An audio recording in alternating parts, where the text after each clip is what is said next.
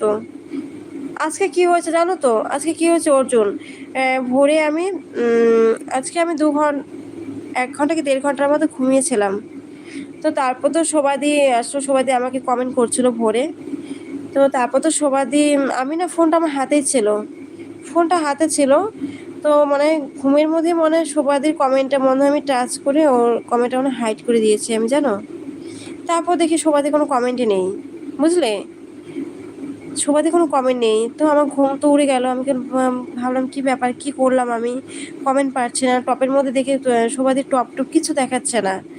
তারপর আমি ভাবছি যে যদি অর্জুন আসতো বা কোনো কমেন্ট করতো, কি জগ যদি কোনো কমেন্ট করতো তাহলে ভালো হতো, ওদেরকে বলতাম আমি যে আমি হাইড করে দিয়েছি, হাইডটা তুলে দাও তো তোমরা। তারপর দেখি পরে জগ আসছে, পর জগকে বললাম জগ দেখো তো আমি কি হাইড করেছি নাকি গো সবাইকে, সবাইকে কোনো কমেন্ট পাচ্ছি না। আবার লেখাও আছে বুলবুল ব্লগ সাইট। বুঝতে পারছো আমি মানে ঘুমের মধ্যে যে কি করছি আমি নিজেই বুঝতে পারিনি। তারপর তো যাই হোক, পরে মনে হয় আমি মনে হয় আবার মনে হয় ব্লু আবার দিয়ে দিয়েছিলাম। তারপর জগ বললো না তুমি হাইড